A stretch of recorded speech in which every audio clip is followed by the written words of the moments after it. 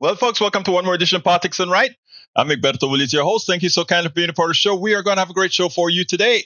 Welcome aboard E2247 from all over the place. Of course, we have Paul Fleming from Powder Springs, Georgia. We're also in the house. We've got Bridge MCP, says Ola Peef. She's from Binghamton, New York.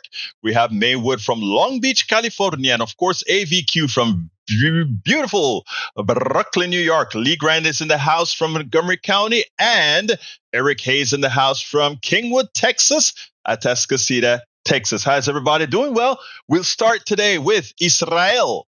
Al Jazeera documentary, The Night Won't End, investigates civilian deaths in Gaza and the U.S. complicity. Amy Goodman, runtime 30 minutes, and there is a YouTube channel to get it. Day 259, 6 October 7, 2023, at least 37,431 Palestinians killed. That's 59 people more than day 256. At least 85,452 wounded, 201 persons more than day 256.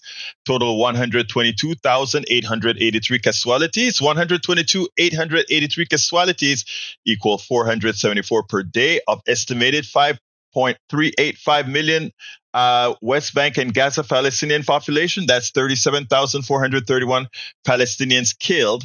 It's the same as 145 per day, killed 38%, or kids and children and women. All right.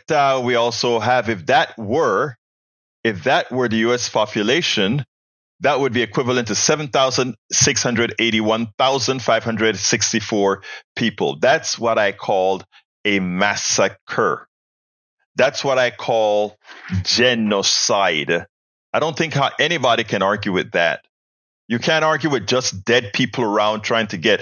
I gave an example in a TikTok that I did a few weeks ago where I said, if we had 10 terrorists run into a mall, and those 10 terrorists pretty much put 10,000 people in front of them, are we going to tell, if that police chief told the cops to open fire, even if they have to bowl through those innocent civilians, if they have to do that, do you think that police chief would have his job? Don't you think that police chief would be charged with manslaughter? I want you guys to be real here.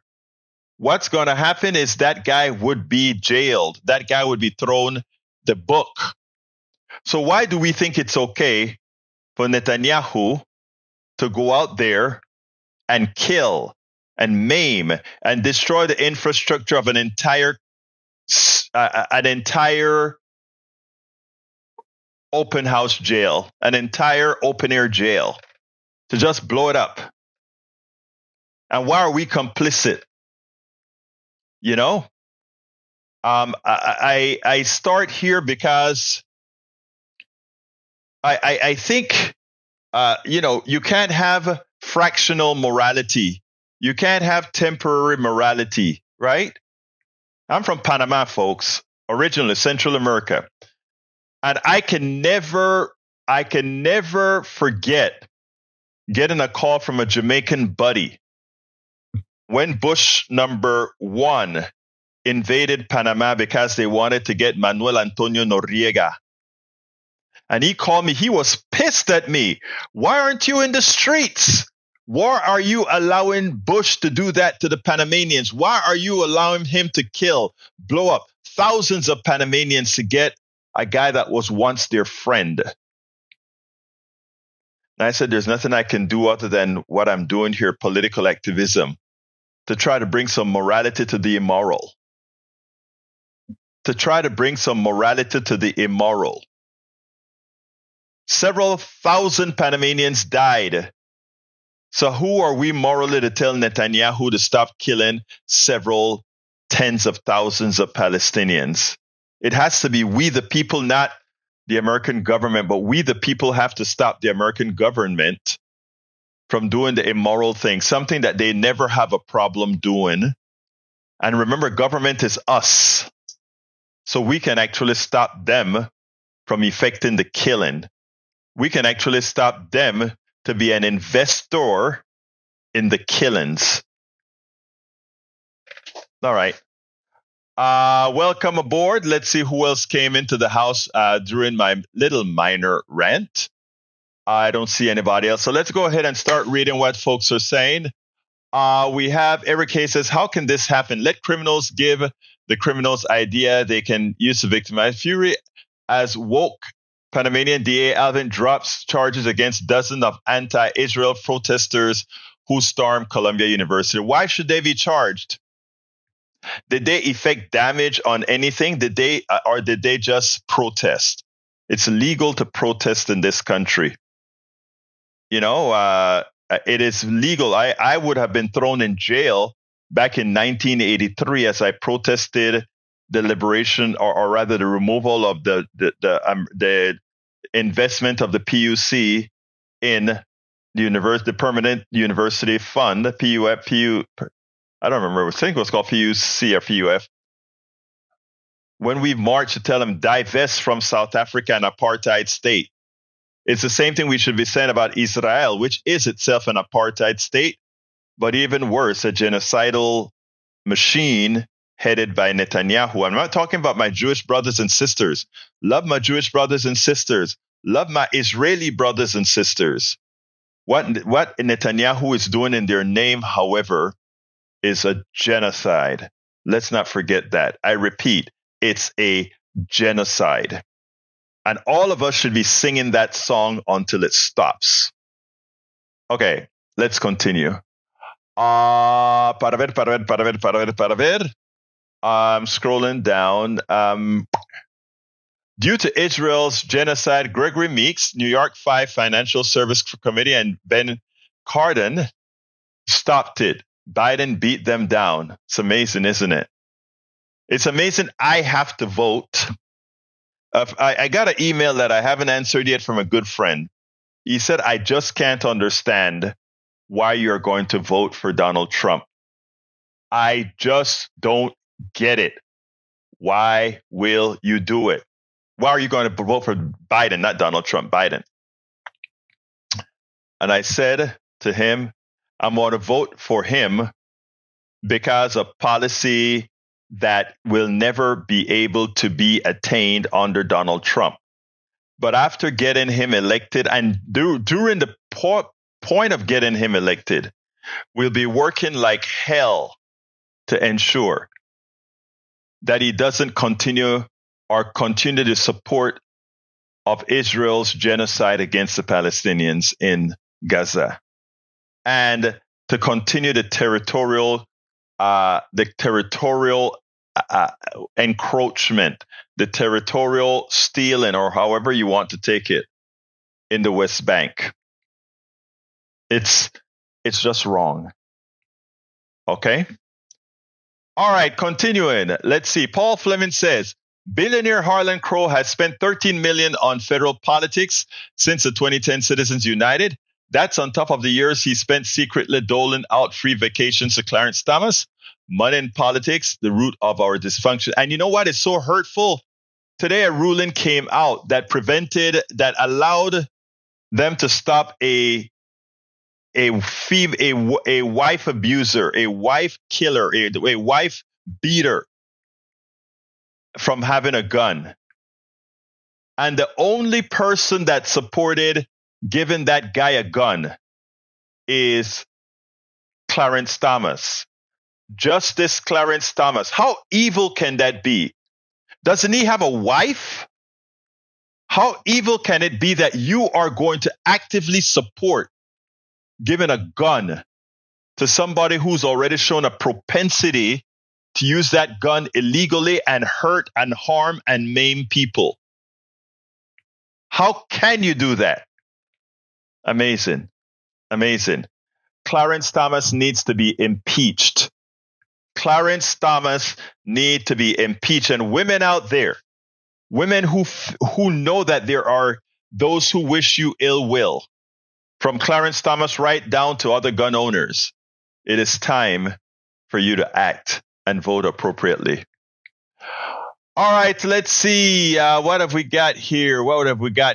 Paul Fleming says there is no commandment that Trump hasn't violated. It's amazing, isn't it? Michael Rudden says Newsweek, Alvin Bragg's legal move raises Republican eyebrows. Stephen Millan, a prosecutor working in Bragg's office, told a New York court on Thursday that charges against 32 of the protesters, including 30 students and 2 Columbia staffers, would be dropped due to lack of evidence in identifying the suspects.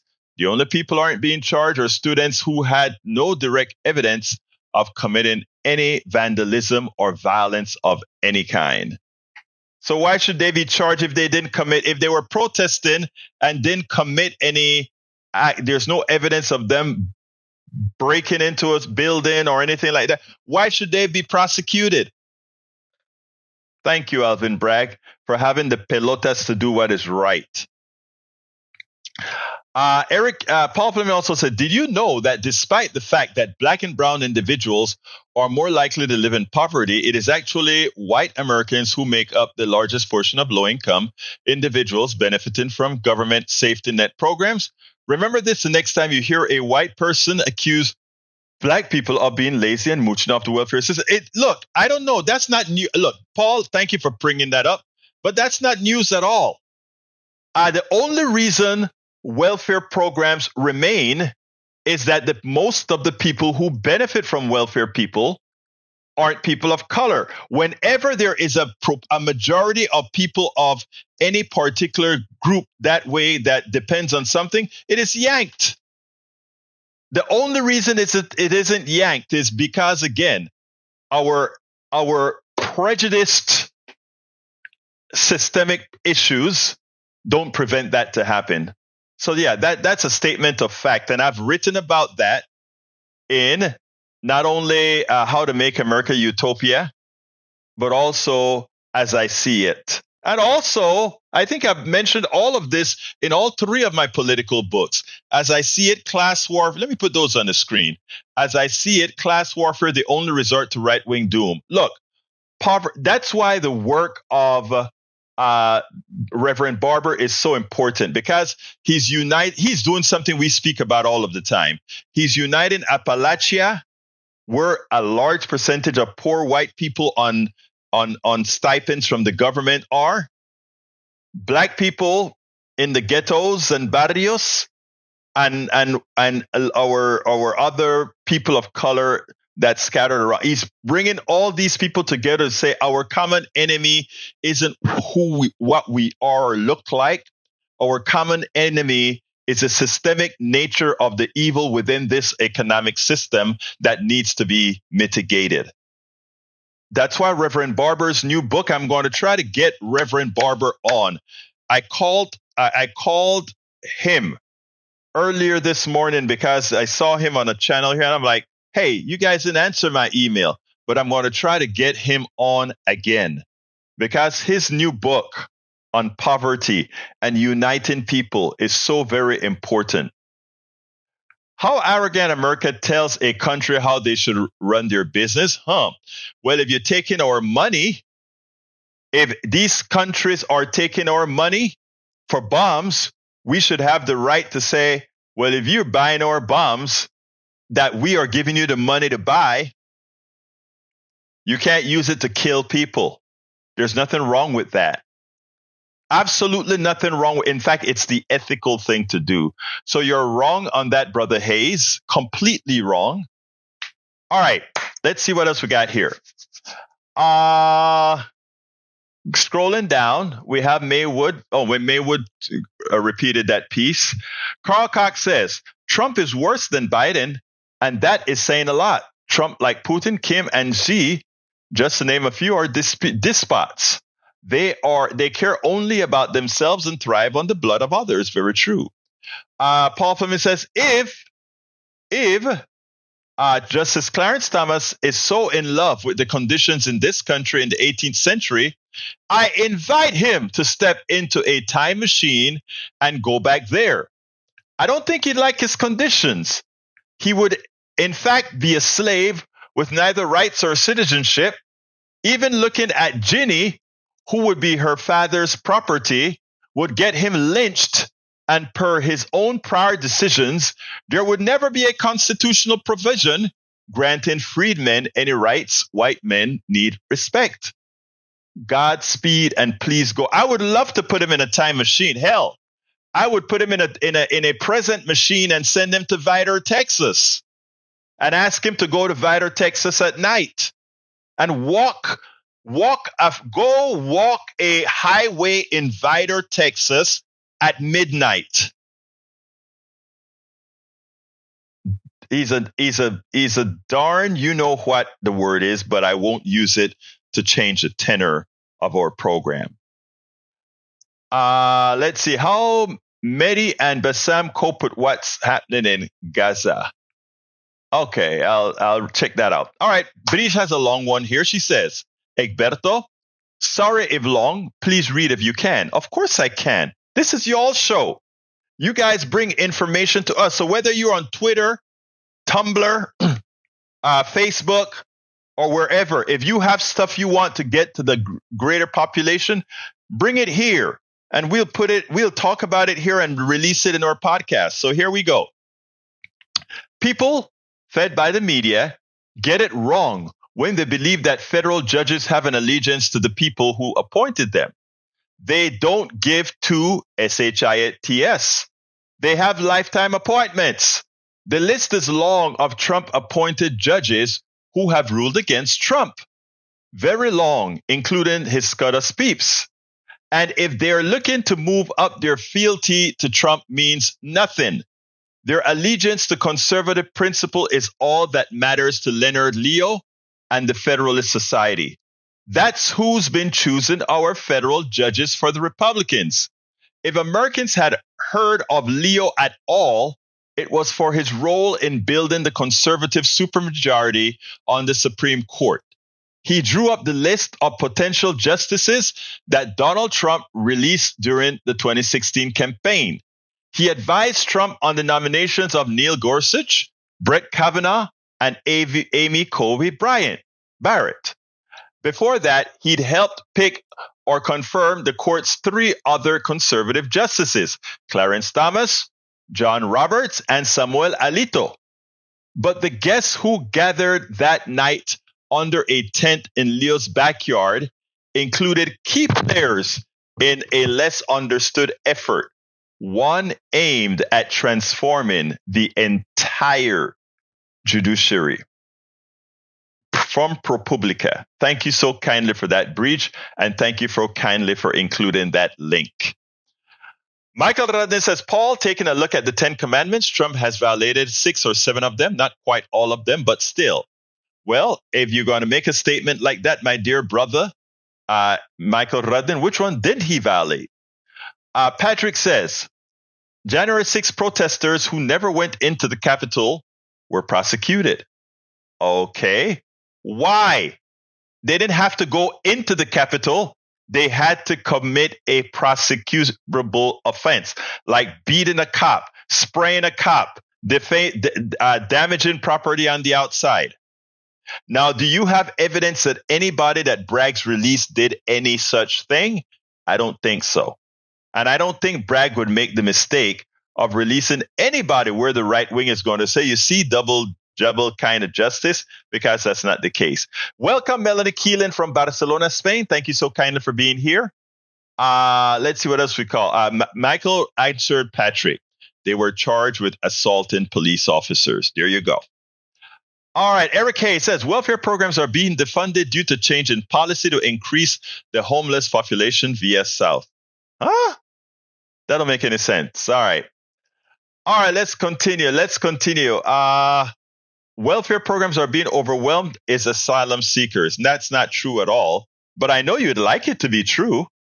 It's just not mathematically factual at all. Appalachia has millions of people, and half of them are on welfare. That's not the number of people that are getting any sustenance as they migrate coming into the country. All right, that's a statement of fact. All right, Paul Fleming says, Texas is the largest GOP stronghold without pro-school voucher legislation. Governor Abbott is on a crusade to change that. Greg Abbott has campaigned against members of his own party who do not support voucher programs. This fall, he may finally get the votes needed to pass a bill, a win for Christian conservatives who have yet to spend. Nope, don't count on it yet. we believe that Democrats are going to turn over some of those politicians that he thought will win the election on vouchers. So don't count on that yet, Brother Flumin. We're still working very hard on that. In fact, we have a few people we've thrown into the Senate now that we think may make a difference, but we'll see. We'll see what happens. Anyway, another day, another massacre created by right-wing policies. As you all know, in Arkansas today, 9 people got shot and 2 died. And we're in Arkansas, the state that is the most decadent state when it comes to the handling of guns, the state that has the worst record in criminality with guns, the state where more people per capita get killed by guns than most other states in this country. And here we go with it. Once again, check this out.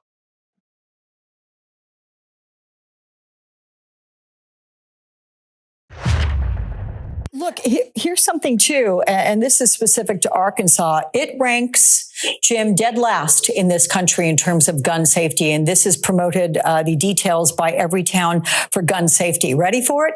It ranks 50th in the country for gun law strength. Arkansas has the weakest gun laws in the country, has one of the highest rates of gun deaths in the nation. It has none of the most important laws in place. It does not require background checks. It does not require that firearms be stored, locked, unloaded, and separate from ammunition in certain circumstances. Assault weapons are not prohibited. So is it any wonder that you see this measure of violence when gun access seems to be readily available in Arkansas? Well, in Arkansas, like many other southern and western states, Alex, in that vein, they have very loose gun laws and traditionally have had that.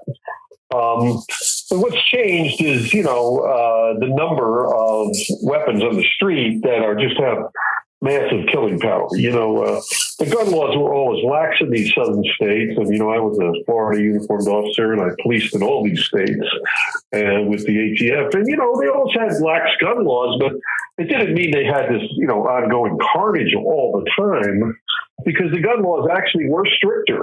We had the stricter gun laws. And now we've loosened up these gun laws to the point where, every gun law is something against the Second Amendment, everybody says, but it's not really the case, but that's their arguments.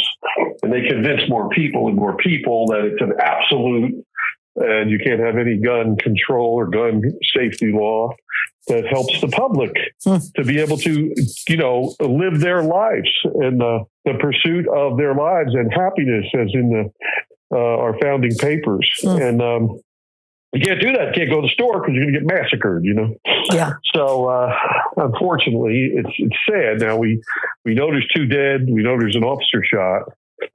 And, there were early reports that it was a rifle.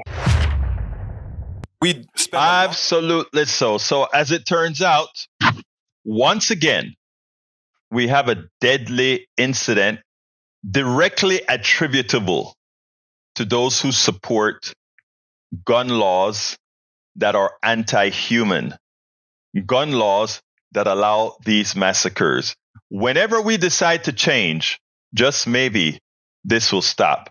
But as far as I'm concerned, the criminality for the politicians who support these policies, they should pay in hell. Because these are our dead mothers or dead brothers, sisters, kids, daughters, sons. They're evil.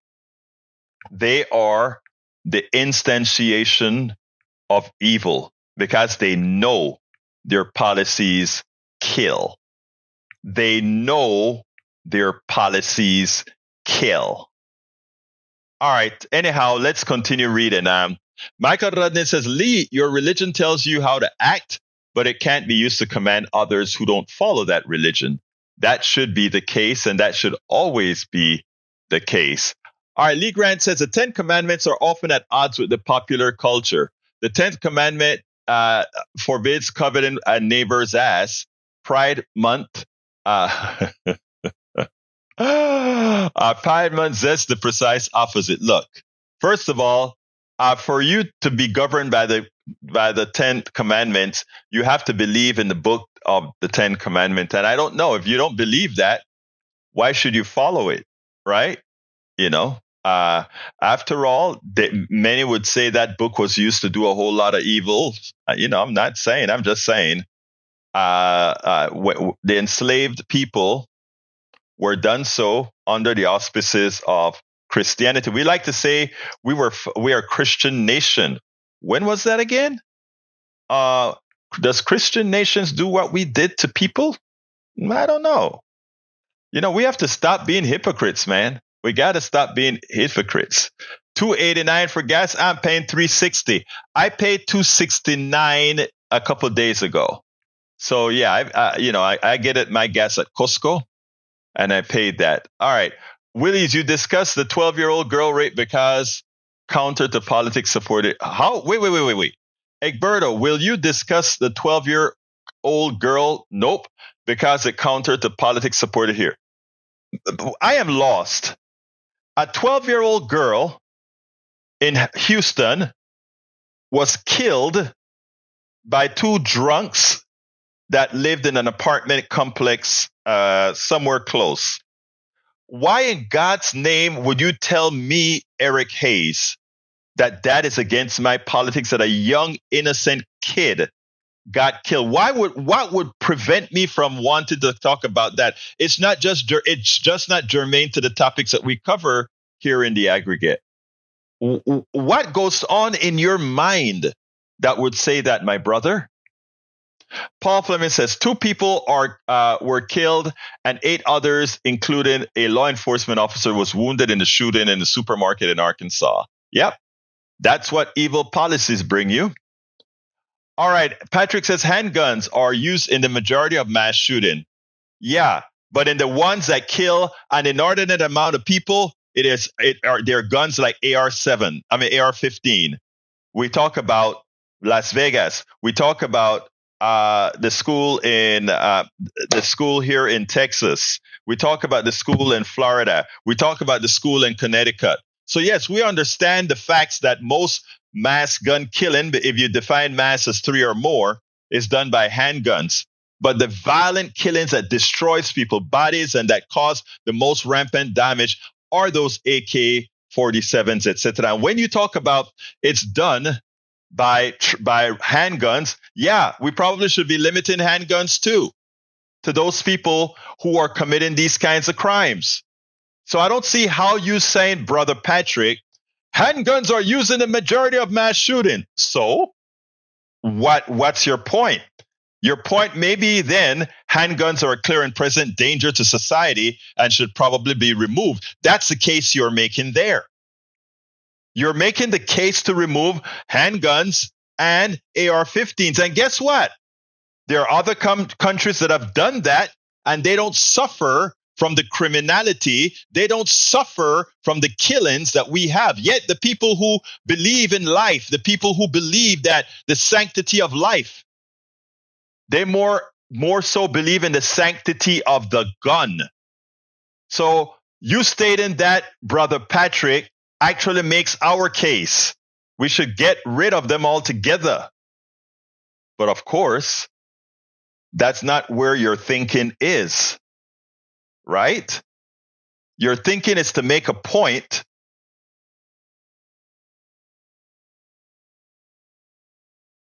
Your thinking is to make a point, and not realizing making that point, you're making our side. Well, what can I say? I can't go there any further. All right. Breach MCP says, Egberto, why doesn't Eric speak of this? Robert Morris, Trump's one-time spiritual advisor, resigned as pastor of his Texas megachurch after admitting to an inappropriate relationship with a girl. You see, with a 12-year-old girl. I mean, I think we played the video several times. where we pointed out that the right wings, when you see them talking about trans harming kids, when we see them talking about gays being an issue, that's not where their kids are in danger. Their kids are in more danger in their churches, because that guy who molested that 12-year-old, was a pastor of a big church.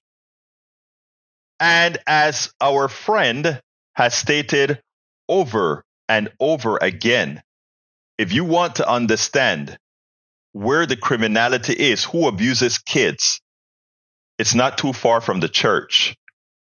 Because that, if you look at where the group of people that most molest kids, that are most harmful to kids, you just have to go to the church. That's where it occurs, more so than anywhere else. In fact, you will find it hard to find a gay person or a trans person molesting kids, but you'll find preachers doing it all the time. Unfortunately, the numbers don't lie. That is the truth. Now, Lee Grant says English Christians were the first to morally evolve to begin the end of slavery. Let's be clear here, brother. Just that statement, English Christians were the first to morally evolve. How the hell do you morally evolve? They were complicit. That they start to feel guilty. Wow, da-di-da, do you want a medal for doing what you should have done in the first place? I mean, that is like, look, I used to be a homophobe. I used to be a sexist. I am not anymore. Should I get a medal because I'm finally doing what's right? I don't deserve a damn thing because I am finally doing something right. I'm finally not a sexist. I'm finally not a homophobe. And when I say finally, I mean this has occurred over 30 years ago, more than 40 years ago. So I don't want to have anybody tell me a damn thing about, English Christians, they decided to morally see the light and then wanted to end slavery. They should have just ended the darn thing and not try to get a pat on their backs, because what they were doing was evil, wrong, inhumane, and showed a lack of character, decency, and all that goes with it. So no pat on the back that English Christians were the first to want to end slavery. Daddy, effing da. Right? Come on, guys. All right, let's see what else we got here. The 6 largest corporate landlords made nearly $300 million in increased profits last quarter, largely due to increased rents and added on fees. All 6 have faced lawsuits for their use of software company RealPage, which is under investigation for price fixing. Thuggery, but again, we go after the petty thief, and these guys are going to face a civil suit.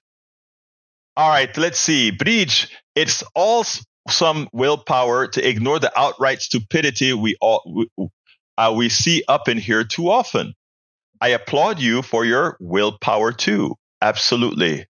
Patrick says, we all know Democrats want to take all your guns. You showed your true colors. No, I said I want to save people's lives. And if saving people's lives mean taking guns from those who would kill them, you bet your life that's what I would do. And you should feel the same way, Patrick. I thought you were a pro-lifer. I thought you believe in the sanctity of life. If you believe in the sanctity of life, you would take the sanctity of life over the sanctity of the gun. Right? Come on, man. Let's see. Paul Fleming says, watching Reggie Jackson spit the unfiltered truth about playing baseball in times of segregation and white supremacist violence on Fox Network was inspiring as hell. I saw that little piece today. It was great to see him come out. But, sometimes you wonder why it took so long. All right. Who sold black people into slavery? Black people. Hey, you're right. I don't see anything. Look, I am not going to argue that at all. Who sold white people into slavery? White people. Who sold Jews into slavery? Jews. All of those are statements of facts. But who are the ones effecting the bad on these people? The particular enslaved verse, right? I mean, again, your arguments are so empty. Your arguments are so empty. It shows not that you don't have another level of indirection in your thought process. And that's why we teach critical thinking. We're not trying to absolve anybody. We're just trying to say and do what's right. Unfortunately, that's not the case for all. All right. Let's see what else we have here. What specifically is Lee's great point, Eric? I love Lee, but Lee was simply wrong by thinking because the English Christians started the process of getting rid of slavery, that it is somehow commendable. It's not commendable at all. They're just doing the right thing. And to put it bluntly, a lot of times slavery went out of style because it was no longer efficient. The cotton gin, one of the reasons that you didn't need as much hands on the slave field. I can give you a lot of reasons why slavery is less efficient now. Having employees is a lot more efficient than slavery. How again? Well, because you guys that are employed, all of us that are employed, don't get it, right? The slave was property. It was a property to generate income. That property had to be fed. That property had to be clothed. That property had to be insured. That property had a permanent expense on massa. The massa had to invest a lot in that property, the slave. You know where capitalism evolved? Capitalism evolved into saying, wait a minute, we can create a new kind of slavery. And that new kind of slavery is called antiseptic slavery, also known as the employee. That's why we need unions, to convert the employee from antiseptic slavery into stakeholder, right? Employer, investor, employee, stakeholders.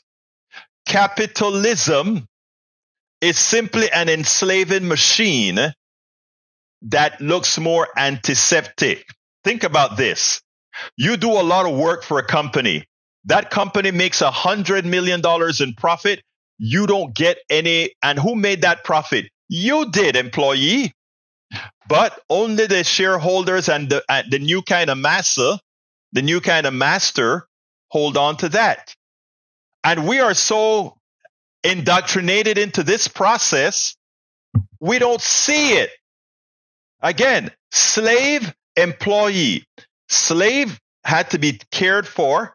Slave had to remain healthy because that was property. The capitalists care more about property than anything else. All you employees that are there defending the capitalists, you are defending people who care nothing about you. Absolutely nothing about you. You are just a cog in the game. Now, when we talk about unions, employees, a union makes an employee a stakeholder. A stakeholder means they got to negotiate with you. And until we learn and accept these things, until we free our minds, until we remove the chains from our minds, we will continue to buy into this junk that we believe right now. It's so important that you get it. Egberto, talking about the commonality of wage slavery, the difference between productivity and wages is the capitalist profit. Exactly. It's called excess labor. That's the official economic term, excess labor. The capitalists will pay their employees and earn so much more than their employees' work than what the employee earned. There's no profit sharing. There's no beneficial structure for employees. E2247 said, oh, Egberto is on a truth rant. Yay. Plus, stick in the credit lines those employees got rammed down their throats. And it didn't start now. In the past, in these coal towns, those guys that are in the tunnels risking their lives to pick up this coal. They had these company towns, right? And these company towns had these things called commissaries. So they didn't pay you with American dollars many a times. They paid you with corporate dollars, right? Corporate money that you couldn't spend in a 7-Eleven. You couldn't spend in a Walmart. You had to spend in the company store.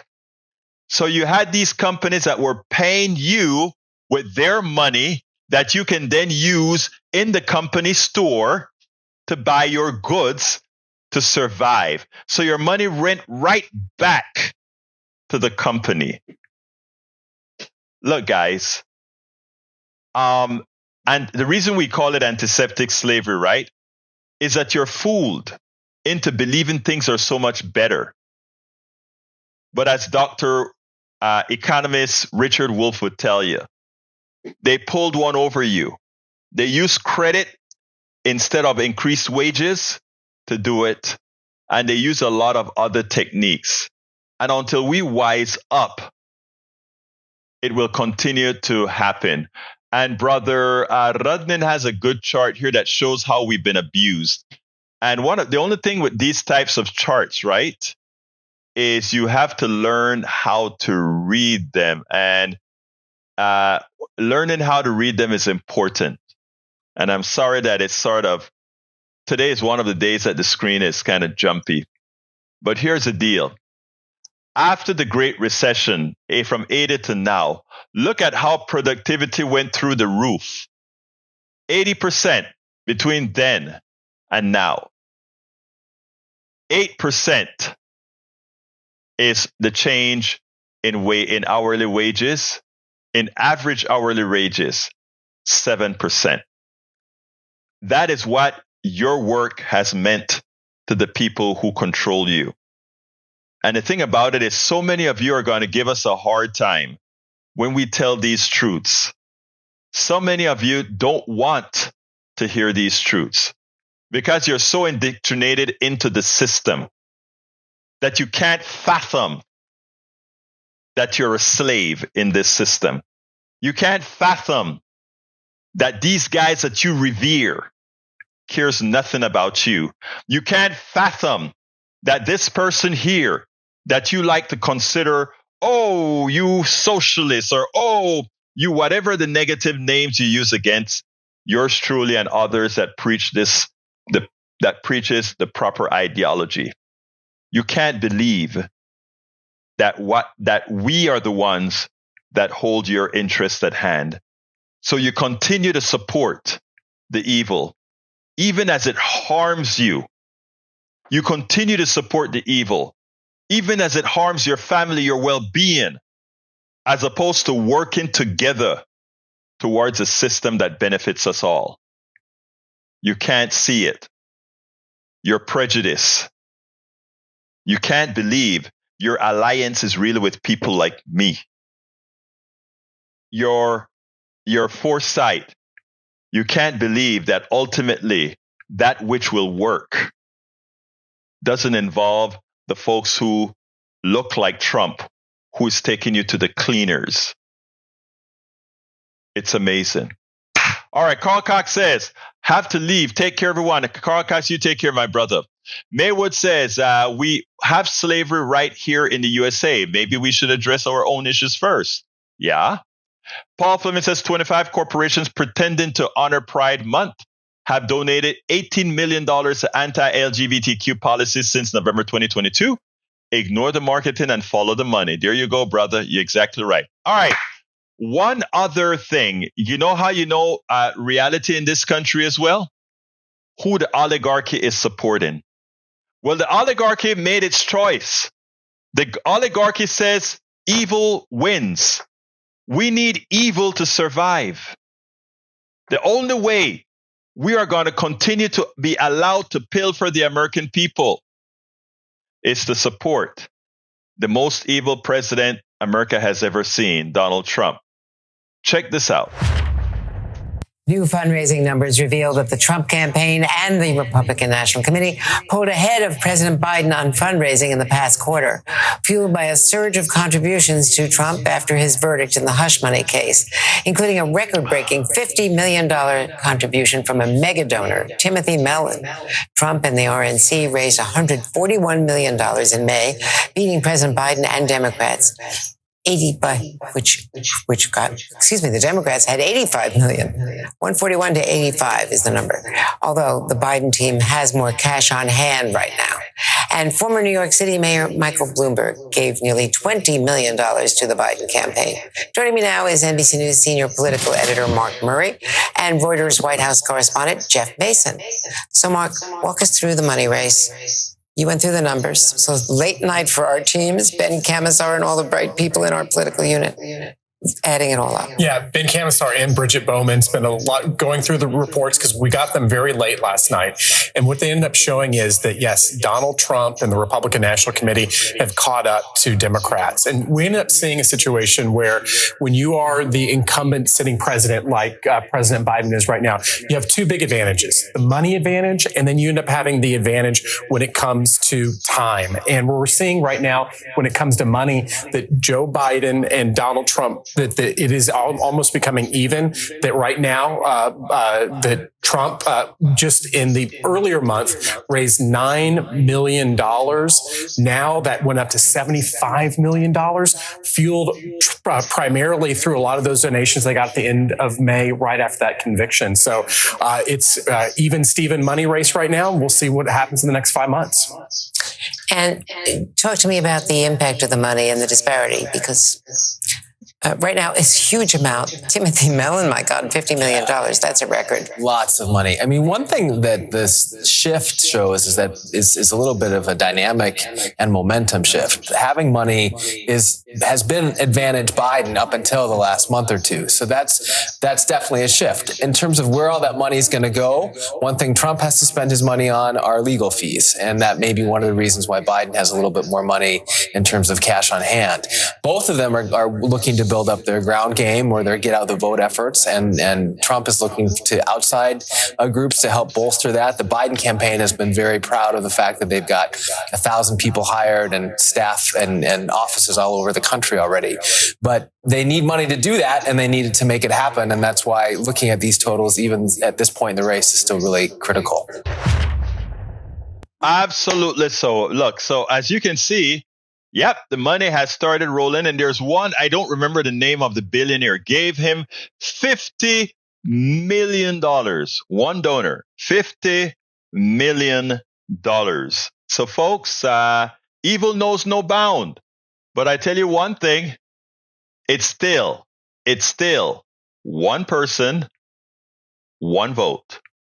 One person, one vote. So what we have to do is disregard those whose minds are still enchained by the plutocracy, those whose mind continue to allow their personal prejudices to support a racist, homophobic, xenophobe, misogynist like Donald Trump, and a thief, of course, and a convicted felon. We got to disregard those folks. Love them, still love them, but disregard them. Love them, but disregard them, and do what is right. Elect the right people into office. And then we can get rid of all these things. A billionaire must cease to exist. Nobody has earned, not one person in this world has earned $1 billion. They have stolen, whether legal or not, but no person has earned $1 billion. We have an economic system that allows some to rip off others, that gives them the aforementioned amount. But do remember, folks, nobody has earned it.